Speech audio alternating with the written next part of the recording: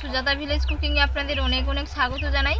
আজকে আমি আপনাদের কাছে সম্পূর্ণ একটা ইউনিক রেসিপি নিয়ে এসেছি, এগ ফ্রাইড রাইস। তো এগ ফ্রাইড রাইসটা কীভাবে বানাবো, তো আমরা যে দুপুরে ভাত খাই তার যে অবশিষ্ট ভাতটা বেঁচে যায় সেই ভাত দিয়েই আমি আজকে আপনাদের বানিয়ে দেখাবো। বানানোটা খুবই সহজ আর বাড়িতে থাকা সবই উপকরণ দিয়ে বানানো যাবে। চাইলে আপনারা আপনাদের বাচ্চাদের টিফিন হিসেবে ওটা দিতে পারেন। তো খেতে খুবই ভালো, সুস্বাদু লাগে। তো আমার সাথে থাকুন আর দেখতে থাকুন কিভাবে আমি বানাই। এখানে এই যে আমি দুপুরের ভাতটা নিয়েছি, রেগুলারই আমাদের ভাত বেড়ে যায়, তো এই ভাতটা আমি নিয়েছি। এটা দুপুরের রান্নার ভাতটা, চাইলে আপনারা সাথে সাথে রান্না করেও সেই ভাতটা করতে পারেন।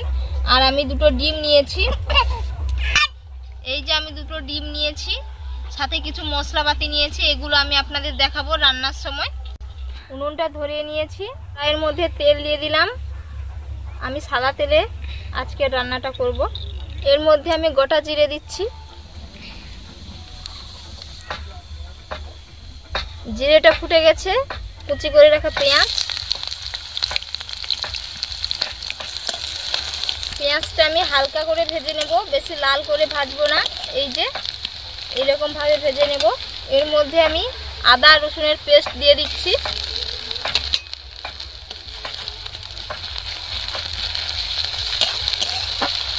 এর মধ্যে আমি কুচি করে রাখা টমেটো দিয়ে দিচ্ছি,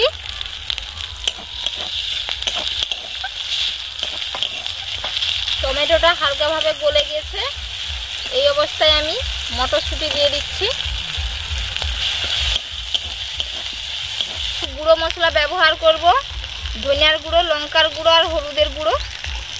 চাইলে আপনারা কাঁচা লঙ্কা কুচিও দিতে পারেন ঝালের জন্য, আমি দিলাম না।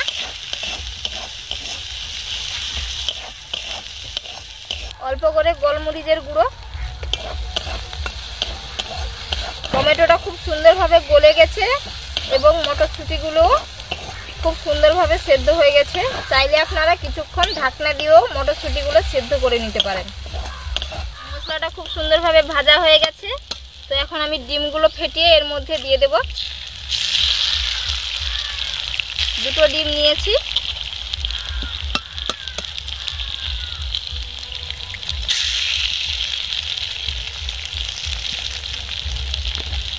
পরিমাণ মতো লবণ,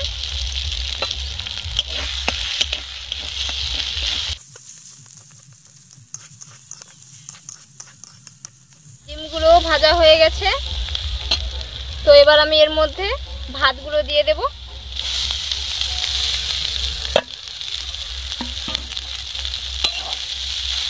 আপনারা বাড়িতে অবশ্যই একবার বানিয়ে খাবেন, দেখবেন খেতে খুবই ভালো লাগে। আর এখনো পর্যন্ত আমার চ্যানেলটিকে যারা সাবস্ক্রাইব করেনি সাবস্ক্রাইব করে দেবেন। আপনারা যদি না সাবস্ক্রাইব করেন তাহলে আমরা কিভাবে এগোবো।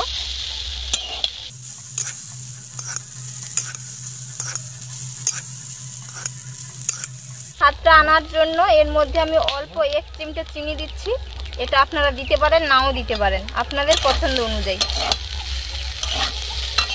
3 মিনিট মতো আমি এইভাবে নাড়াচাড়া করে নিয়েছি। এর মধ্যে আমি ধনেপাতা কুচি দিয়ে দিচ্ছি, অল্প করে গরম মশলার গুঁড়ো,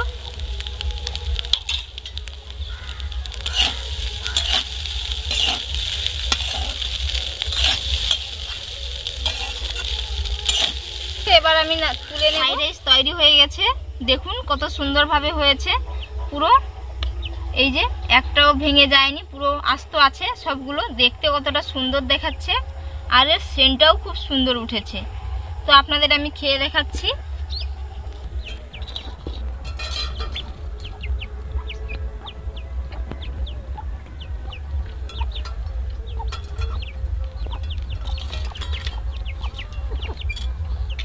সত্যি বলছি বন্ধুরা, খুবই ভালো হয়েছে। আপনাদের কাছে একটাই অনুরোধ থাকলো, বাড়িতে আপনারা একবার এইভাবে বানিয়ে খাবেন, খেতে খুবই ভালো লাগবে, অসাধারণ। বেশি টাইমও লাগবে না, হাতে 5 মিনিট টাইম রেখে আপনারা এইভাবে বানিয়ে নিতে পারবেন। তো আজকের রেসিপিটা কেমন হয়েছে অবশ্যই আপনারা জানাবেন এবং আমার চ্যানেলটিকে লাইক, শেয়ার ও সাবস্ক্রাইব করে দেবেন। আমার কাছে থাকবেন এবং আমার ফেসবুক পেজটাকে আপনারা অবশ্যই ফলো করে রাখবেন। ভালো থাকবেন, সুস্থ থাকবেন, ধন্যবাদ।